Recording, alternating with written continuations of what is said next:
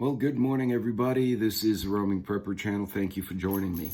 So I won't be doing this one as a live stream. I'm a little bit behind schedule between work and some other stuff, and we've had some charity events that the company is involved in, community outreach type stuff, which I've been involved in as well, which is nice because it's refreshing to see a corporation actually, go put back into their community. So needless to say, we're at a hockey game, which was actually a fundraiser last night. Very cool. But even though I refrained from any adult beverages, I kind of kept it to the Diet Cokes and waters. Still a late night, and then we got up early this morning. So, like I said, a little bit of a pre-recorded on this one. But I'll be right back, and we're going to talk about some of the things I'm seeing in the news. Again, a compilation of federal, State Department, corporate, and regular media. Everything I'm going to present is public release, so, no classified shit or anything that'll get all of us in trouble. In any case, I'll be right back, and we'll talk about it.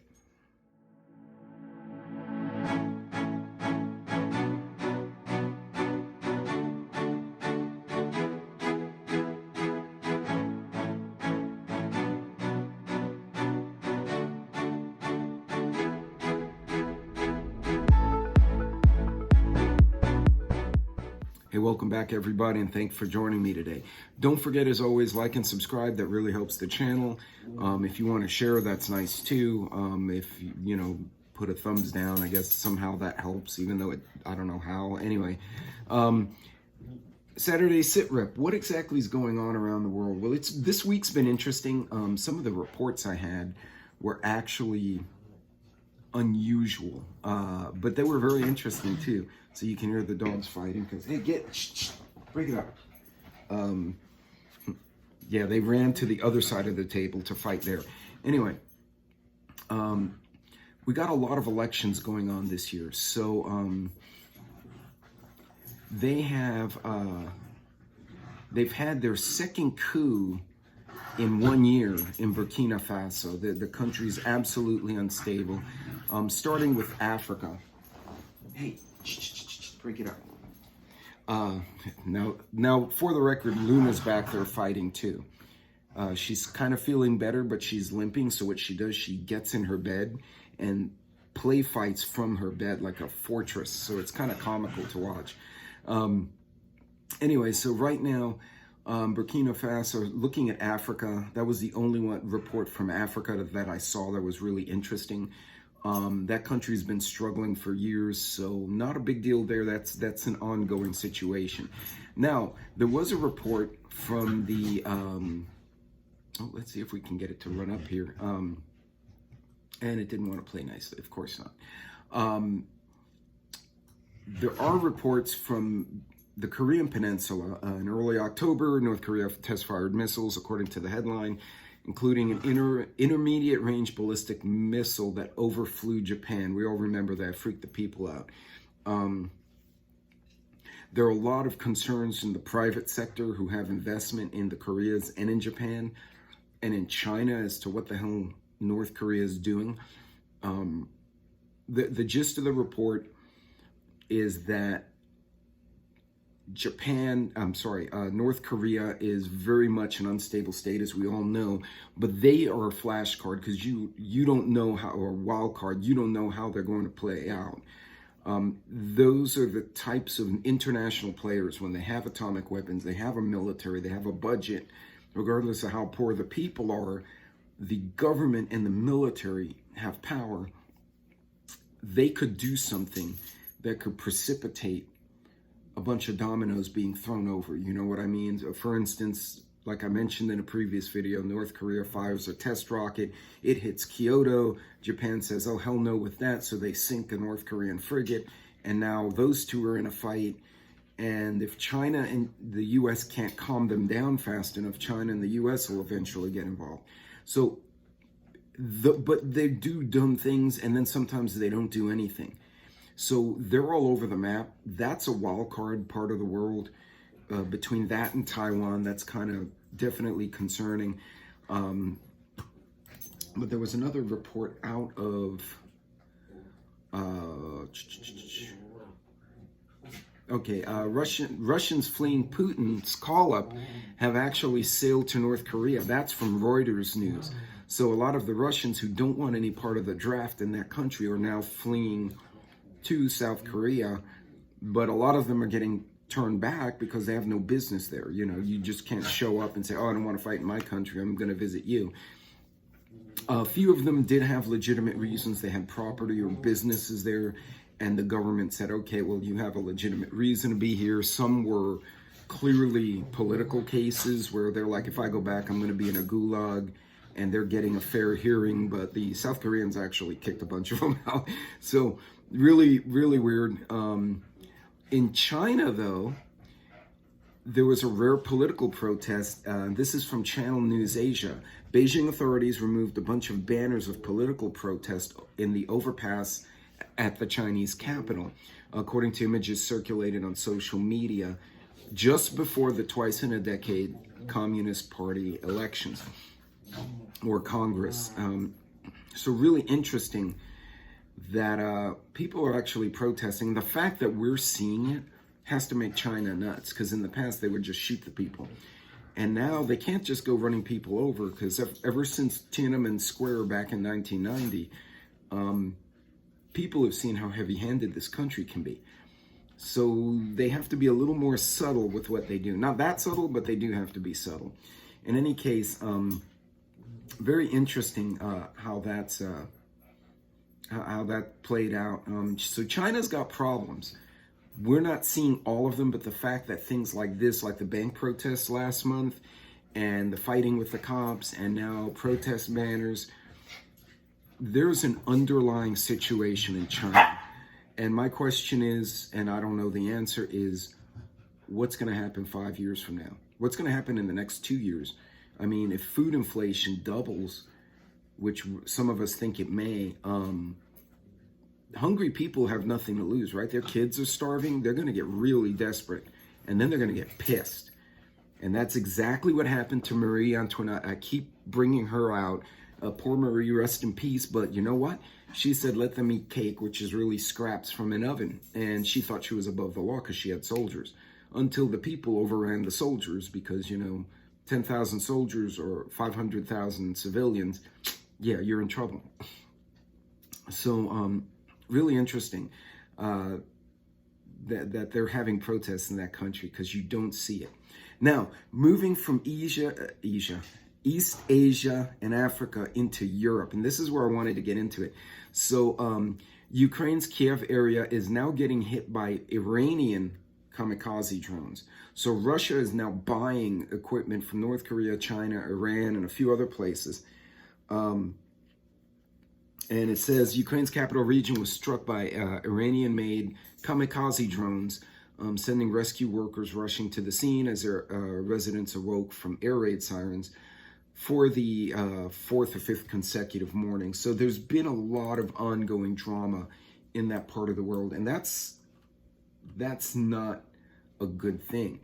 To add to it, Deseret News actually reports that there was a cyber attack that breached Latter-day Saints, the Church of Latter-day Saints, member data that could be affecting people globally, including in Asia, where, especially in Europe, where that religious group is sometimes persecuted by the government because they believe in self-sufficiency. To their credit, they believe in prepping. And so that's going to be a problem for that organization. I don't know if that also includes anyone who's ever bought from LDS, but that's from Deseret News. So a lot of little weird interacting pieces. Let's see what else. There was a few others I wanted to point out here. Another big one, NATO holds nuclear talks amid war tensions and Putin's threats. This was from the Seattle Times. NATO's secretive nuclear planning group has met as the alliance presses ahead with plans to hold a nuclear exercise next week, which would be the week of the 17th, a nuclear exercise, despite tensions with Russia's war on Ukraine. And again, I go back to, you have a lot of people flying around each other, puffing up at each other. My fear is someone will do something that either kills the wrong people or is perceived as a threat. And these countries are going to react because it's like a bunch of cats, you know, when they're all looking at each other and meowing, they're rah, rah, rah, at each other, and you go and poke one of the cats, and the cats all freak out and they start fighting. That's basically what I see Europe as right now. All these cats, they're all swelled up, hissing and growling at each other, and someone's just going to go and poke the right cat, and the cat's going to freak out and jump on the other one, and there we go. So I don't know. It seems like we're doing the opposite of calming things down. We're escalating. I would like to think there's a plan here, like they're like, you know, like it was back in the 80s and 90s where they're like, or 70s and 80s, where it's like, yeah, if we keep provoking them, they're going to crash their economy, which is what happened. I don't know what they think they're doing. Like, Putin, unless he gets overthrown, he's not in this to lose. I don't know. At pure conjecture. You guys can comment later on what you think. Let's see. Also, there was in Norway, in Europe was busy this week. Seattle Times again, bomb threat led to evacuation of a Norway gas plant. So it's a gas processing facility.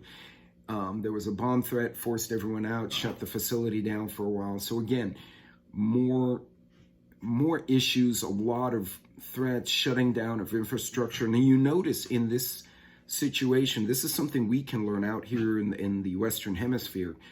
You've got a lot of people or a lot of countries or some player, I don't know what the hell's going on, hitting infrastructure targets. Okay. You want to discombobulate your enemy. You take their grid down, you take their power down, you screw up their water. This is what, if things really escalate, before the nukes start flying, that's what you're going to see.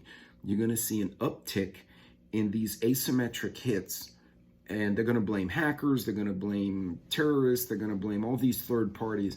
And I don't think it's just random third parties. I do believe that there are greater powers kind of manipulating a lot of this. So we'll see where that goes, but that's going to be interesting. I'm going to have to follow up and see what the results of that meeting was, because I have not seen it. Now going into South and Central Asia. Hold on a second here. I lost my... Oh, one other one for Europe. Russia has offered Turkey to make them their gas distribution center. And so Turkey is now investigating if that's going to be financially lucrative. That concerns me because Turkey seems to want to recreate the Ottoman Empire from, ancient days. And that's something we don't need. And they're a member of NATO, so I don't know exactly how that's going to pan out. Again, something to watch. You're going to see those infrastructure maneuvers now. But Central and South Asia, India is right now shutting down a bunch of medical plants, pharmaceutical facilities, because a bunch of kids died because of a cough syrup that was made incorrectly. I don't think, based on that was from BBC News, it doesn't sound like those production runs, those products have gone out of the country. So it's not like something we would find here, even though we do import a lot of pharmaceuticals. So again, interesting interplay between these. Other than that, the rest of India, flooding. There's still flooding in Kathmandu in Nepal. Pakistan just arrested opposition. Pakistan's always arresting someone. More flood survivors in Pakistan, which is starting. The waters have finally receded. Now they're trying to clean up the mess.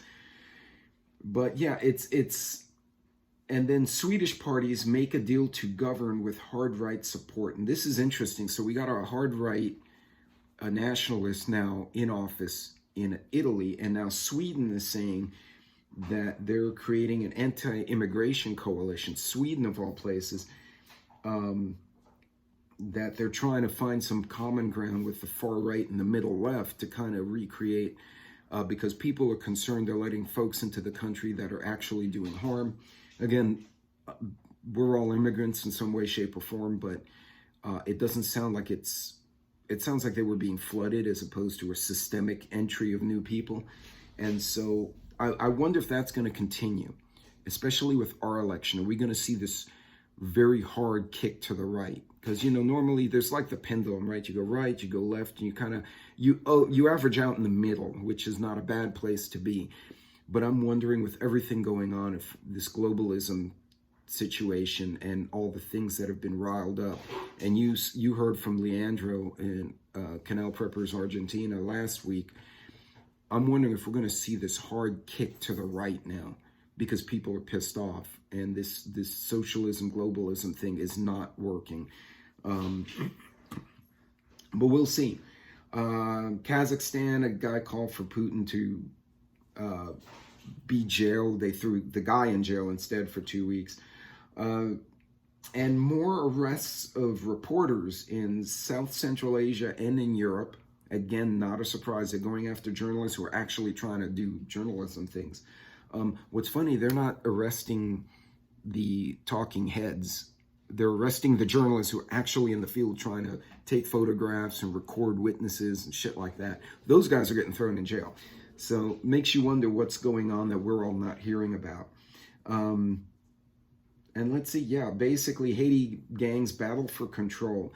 That's something that scares the hell out of me, because you lose the infrastructure and you start losing communications. Law enforcement, the military are going to struggle to control the populace.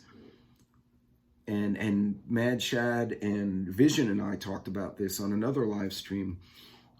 You're going to see gangs start taking over sections. Haiti, this is from Insight Crime. Haiti gangs battle for control of key infrastructure. Interesting, the gangs are trying to take over infrastructure. 2 gangs have coordinated an amphibious attack on a key industrial area in the Haitian port of Port-au-Prince, igniting a battle with security forces to stop another suburb from falling under criminal governance. Criminal governance. They're making their own little countries inside the country, which has been going on, and Mexico's been fighting this, and Colombia's fought this for a while. But interesting, and that's another lesson. And guys, part of the reason I bring this type of stuff up isn't to freak people out, but look at what's happening when they have no power, they have no order, the government's incompetent or impaired. You see people starting to create their own areas. So again, that's something we have to think about, especially you live in a city, even if you live in the country, right? You live in a little town where 300 motorcycle gang Nazis, I don't know, whatever the hell, they show up, they'll take over your damn town. Now you live in a big enough town where you can put a couple of hundred veterans, plus the police, plus the National Guard. You can protect your town, right? Now you got some muscle behind what you're doing. So there's something to think about, is could you become the victim of a criminal gang takeover of the government? Basically, they just take over the area. So one of those wild card situations to think about, but very interesting.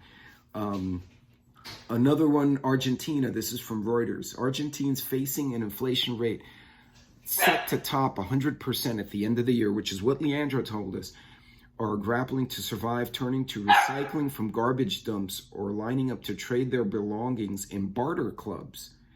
So that's interesting. This South American nation is obviously struggling. Our friend Leandro shared that with us on my live last Saturday. 100% inflation. Holy shit. So let's think about that. Out here, chicken breast in 2019 was 98 cents. During the COVID, it went up to $1.98. It is now $3.79, $3.80. Some of the cuts are $4. So 100% inflation would be year on year typically, right? It's not, you can measure it month to month, but let's say year on year. Let's be conservative. If your chicken breast right now is $3.50, $4, you're looking at $8 a pound. You're getting your 25-pound bag of rice for $15. It's now $30, right? That's the kind of inflation you're looking at. That's going to hurt a lot of people. So I think what we're seeing, and I'm going to keep a close eye on Argentina, Venezuela, and the South American countries, because remember, I made that comment months ago, canaries in the cave. The smaller economies will start to suffer, then the medium size, Argentina being one of them, are going to start to crater. Eventually, it winds up coming up to the top. So he wants to be out because everyone else is out, but he's busted. He's in puppy jail because I don't know what the hell he did, but he got busted by the other dogs and then he got run off. So he's not so happy about us right now. In any case, guys, these are important lessons. So your takeaway is today, think about infrastructure collapse. Do you have gangs in the area? How would you evade them to get out of your area to get to a safer place if you haven't thought of it already? Can you hunker down and hide and be indiscreet? Are you familiar with the emergency response plan of your town or city? Are you involved? Do you know your firefighters, your cops? So that was one. Two, the Argentinian trading clubs or barter clubs, Hudson Prepping and Survival, they're already doing that. They have these little prepper yard sales, like he's calling them. It's a barter club. People are showing up and going, hey, look, I'll buy this from you. Or they're trading. Hey, you have that holster. I have this, I don't know, backpack. Let's trade. And so are you ready to do stuff like that, right? Are you saving those little soaps and shampoos like I've been doing for years when you go traveling? Do you have other stuff? Can you distill alcohol? I mean, not just for drinking, but for sanitation and all sorts of other stuff. Do you grow your own wine? Can you brew beer? I mean, all sorts of stuff. Barter clubs are going to become the default. That's how another way to get through a really bad recession. Be able to trade. Check out the farmers market. See what they're doing as a business plan, because that's something you can do. Get to know the farmers market people. You might wind up having to go to the farmers market once a week and set up your own little tent and sell product to make extra cash to offset that inflation. Okay, these are the kind of takeaways I want you guys to get from here. Also, the cough syrup plant, you know, medicines, we all use meds to one level or another. Can you order those meds in bulk, 90-day supplies, right? Then if you really get in a bind, you use a pill chopper, cut the pills in half. Now you have a 180-day supply. Now, obviously, don't change your meds without talking to a doctor, but you get what I'm saying. You have a bunch of Advils, well, you cut them in half if you can, or Tylenols, and now instead of 500 tablets, you got 1,000 half tablets. That'll last you a while. You kind of get what I'm saying? So these are the things I want you guys to take away from this. In any case, guys, that's it for this one. Thank you so much for joining me today. I've got a few things I've got to take care of today, so I will see you all later. Until next time, God bless, Godspeed, and I will see all of you in my next video. You guys take care.